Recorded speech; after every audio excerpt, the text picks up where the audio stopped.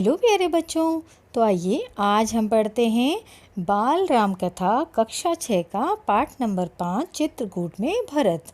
तो आइए शुरू करें। भरत कैकय राज्य में थे, अपने ननिहाल में। अयोध्या की घटनाओं से सर्वथा अनभिज्ञ होता है बच्चों, जिसकी कोई जानकारी ना हो। लेकिन वे चिंतित थे। उन्होंने एक सपना देखा था, पर उसका अर्थ पूरी तरह नहीं समझ पा रहे थे।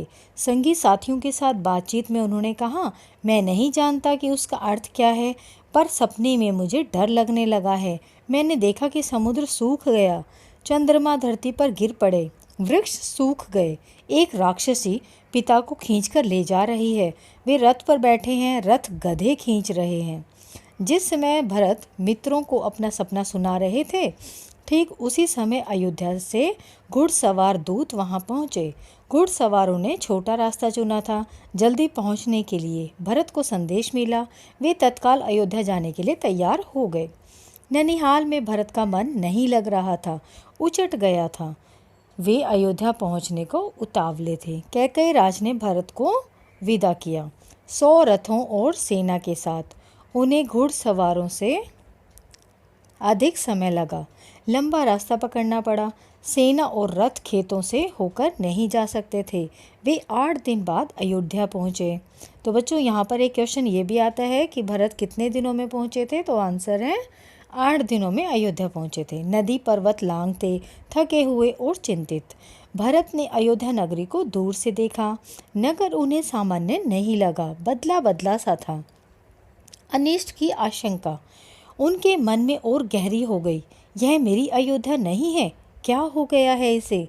उन्होंने पूछा। सड़कें सूनी हैं, बाग बगीचे उदास हैं, सब लोग कहाँ गए? वह तुमुल नाद कहाँ है? पक्षी भी कलरव नहीं कर रहे हैं, इतनी चुप्पी क्यों? किसी ने भरत के प्रश्नों का उत्तर नहीं दिया। नगर पहुँचते ही भरत सीधे राजभवन गए, महाराज दशरथ के प्रासाद की ओर। प्रासाद मतलब बच्चों यहाँ महल।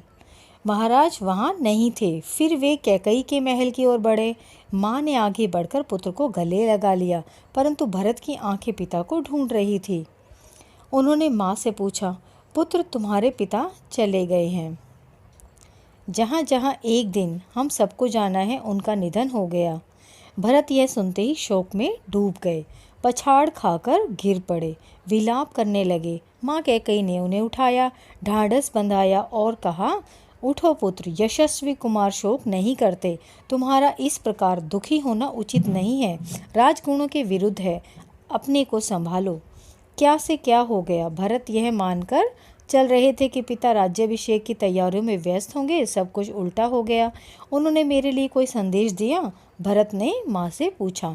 नहीं, अंतिम समय में उनके मुंह से केवल 3 शब्द ही निकले, हे राम, हे सीते, हे लक्ष्मण। तुम्हारे लिए कुछ नहीं कहा। भरत व्याकुल थे, विकलता बढ़ती ही जा रही थी। वह तुरंत राम के पास जाना चाहते थे। महाराज ने उन्हें वनवास दे दिया है 14 वर्ष के लिए। सीता और लक्ष्मण भी राम के साथ गए हैं। कैकई ने भरत का मन पढ़ते हुए कहा। वह जानती थी कि भरत यहाँ से सीधे राम के पास ही जाएंगे, परंतु वनवास क्यों? भ्राता राम से कोई अपराध हुआ? राम ने कोई अपराध नहीं किया। महाराज ने उन्हें दंड भी नहीं दिया। इसके लिए मैंने महाराज दशरथ से प्रार्थना की थी। मुझे तुम्हारे हित में यही उचित लगा, मैं तुम्हारा अहित नहीं देख सकती थी। कैकई ने कहा। वरदान की पूरी कथा सुनाते हुए उन्होंने कहा, उठो पुत्र, राजगद्दी संभालो। अयोध्या का निष्कंटक राज्य अब तुम्हारा है। भरत अपना क्रोध रोक नहीं सके, चीख पड़े, यह तुमने क्या किया? माते, ऐसा अनर्थ, घोर अपराध, अपराधिनी हो तुम। वन तुम्हें जाना चाहिए था, राम को नहीं। मेरे लिए यह राज अर्थहीन है। पिता को खोकर, भाई से बिछड़कर नहीं चाहिए मुझे ऐसा राज्य। इस बीच मंत्रीगण और सभासद भी वहां आ गए। भरत बोलते रहे, तुमने पाप किया है हे माते। इतना साहस कहाँ से आया तुम में? किसने तुम्हारी बुद्धि भ्रष्ट की? उल्टा पाठ किसने पढ़ाया? यह अपराध अक्षम्य नहीं है। बच्चों, अक्षम्य मतलब होता है न माफ़ करने लायक नहीं। मैं राजपद नहीं ग्रहण करूँगा। तुमने ऐसा सोचा कैसे? सभासदों की ओर मुड़ते हुए भरत ने हाथ जोड़कर कहा, आप भी सुन लें, मेरी माँ ने जो किया है उसमें मेरा कोई हाथ नहीं है। मैं राम की सौगंध खाकर कहता हूँ, मैं राम के पास जाऊंगा, उन्हें मनाकर लाऊंगा, प्रार्थना करूंगा कि वे गद्दी संभालें, मैं दास बनकर रहूंगा। भरत बहुत उत्तेजित हो गए थे, स्वयं पर नियंत्रण नहीं रख सके। बोलते बोलते उनकी सांस उखड़ने लगी, वे चकराकर धरती पर गिर पड़े। सुध बुध लौटी तो भरत रानी कौशल्या के महल की ओर चल पड़े। उनसे लिपटकर बच्चों की तरह बिलख कर रोए, उनके चरणों में गिर पड़े। कौशल्या आहत थी। उन्होंने कहा, पुत्र, तुम्हारी मनोकामना पूरी हुई, जो तुम चाहते थे हो गया। राम अब जंगल में है, अयोध्या का राज तुम्हारा है।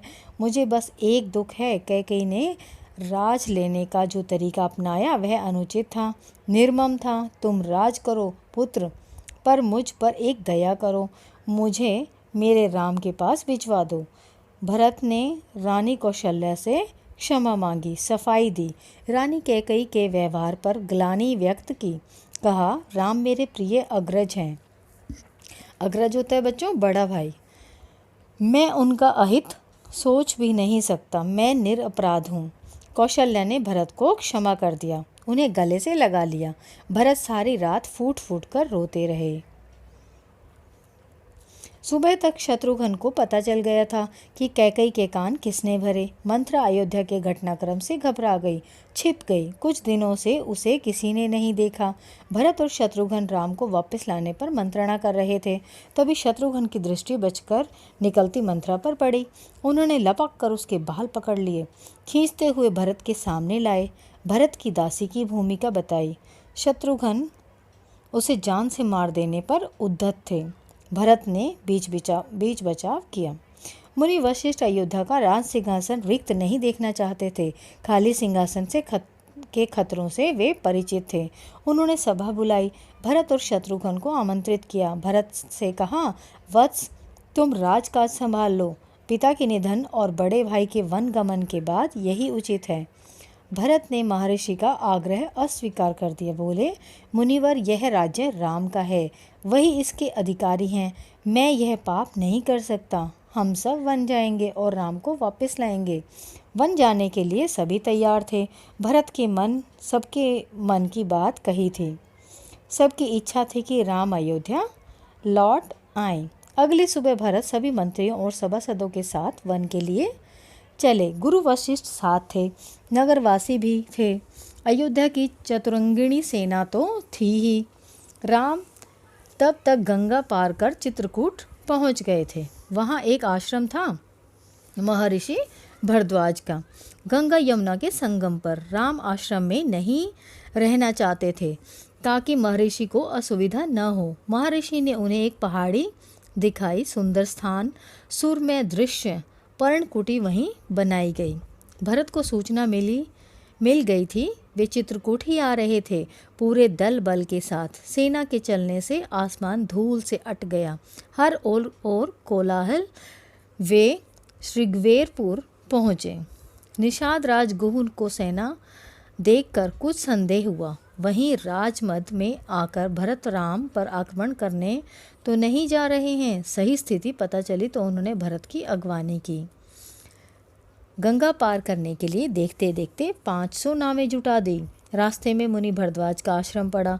उन्होंने भरत को राम का समाचार दिया। वह मार्ग दिखाया जिधर से राम गए, वह पहाड़ी दिखाई जहां राम ने पर्णकुटी बनाई।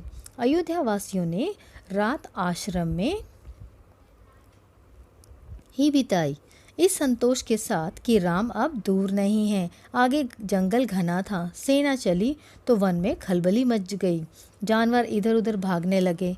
पक्षियों ने अपना बसेरा छोड़ दिया। छोटी वनस्पतियां सेना के पांव तले कुचल गई। बड़े वृक्ष थरथरा उठे। राम और सीता पर्णकुटी में थे। लक्ष्मण पहरा दे रहे थे। कोलाहल उन्होंने भी सुना। वे एक ऊंचे पेड़ पर चढ़ गए देखने के लिए कि मामला क्या है। लक्ष्मण ने देखा कि विराट सेना चली आ रही थी। सेना का ध्वज जाना पहचाना था। अयोध्या की सेना थी, वे उत्तर की ओर से आगे बढ़ रहे थे। लक्ष्मण ने पेड़ से ही चीख कर कहा, भैया भरत सेना के साथ इधर आ रहे हैं। लगता है वे हमें मार डालना चाहते हैं ताकि एक छत्र राज कर सके। राम कुटी से बाहर आए। उन्होंने लक्ष्मण को समझाया, भरत हम पर हमला नहीं करेगा, कभी नहीं। वह हम लोगों से भेंट करने आ रहा होगा। राम ने कहा, भेंट के लिए सेना के साथ आने का क्या औचित्य? दो भाइयों के मिलन में सेना का क्या काम? लक्ष्मण आश्वस्त नहीं थे, वे सेना पर आक्रमण करना चाहते थे। राम ने उन्हें रोक दिया। वीर पुरुष धैर्य का साथ कभी नहीं छोड़ते। कुछ समय प्रतीक्षा करो, इस प्रकार का उतावलापन उचित नहीं है। भरत ने सेना पहाड़ी के नीचे रोक दी। नगरवासियों ने से भी वहीं ठहरने को कहा। कोलाहल थम गया, उसकी जगह पुनः वन की नैसर्गिक शांति ने ले ली। भरत ने पहाड़ी को प्रणाम किया। शत्रुघ्न को साथ लेकर नंगे पांव ऊपर चढ़े। पांवों की गति अचानक बढ़ गई।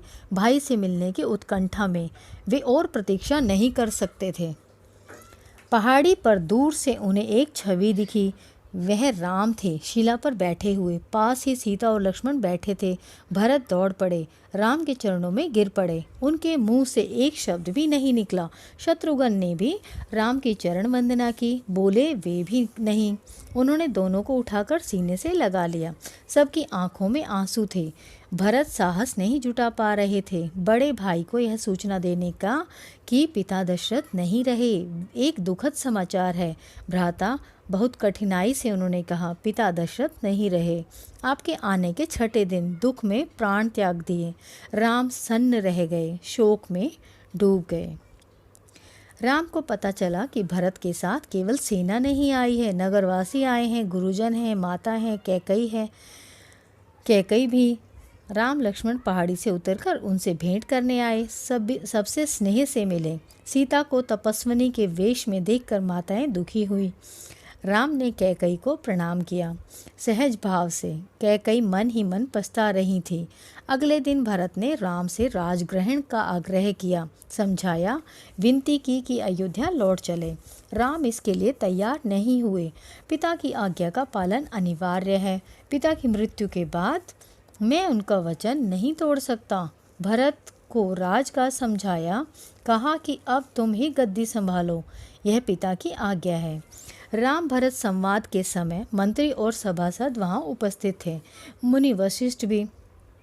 भरत बार बार राम से लौटने का आग्रह करते रहे।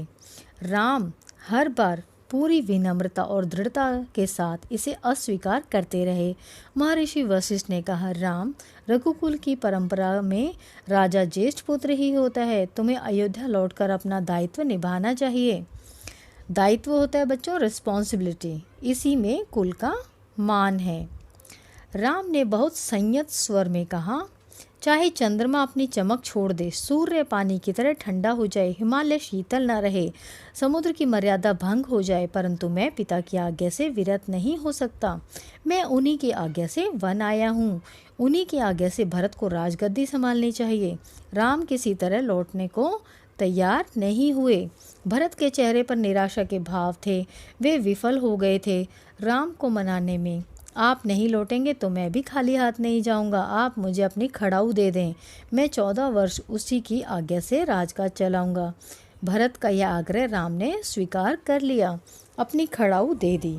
भरत ने खड़ाऊ को माथे से लगाया और कहा, 14 वर्ष तक अयोध्या पर इन चरण पादुकाओं का शासन रहेगा। सबको प्रणाम कर राम ने उन्हें चित्रकूट से विदा किया। राम की चरण पादुकाओं को एक सुसज्जित हाथी पर रखा गया। प्रतिहारी उस पर चंवर डुलाते रहे। अयोध्या पहुंचकर भरत ने पादुका पूजन किया। कहा, ये पादुकाएं राम की धरोहर हैं, मैं इनकी रक्षा करूंगा, इनकी गरिमा को आँच नहीं आने दूंगा। भरत अयोध्या में कभी नहीं रुके, तपस्वी के वस्त्र पहने और नंदीग्राम चले गए। जाते समय उन्होंने कहा, मेरी अब केवल एक इच्छा है, इन पादुकाओं को उन चरणों में देखूं जहां इन्हें होना चाहिए। मैं राम के लौटने की प्रतीक्षा करूंगा 14 वर्ष। तो बच्चों, ये पाठ था चित्रकूट में भरत। तो मुझे उम्मीद है ये आपको पाठ ज़रूर समझ आया होगा। धन्यवाद।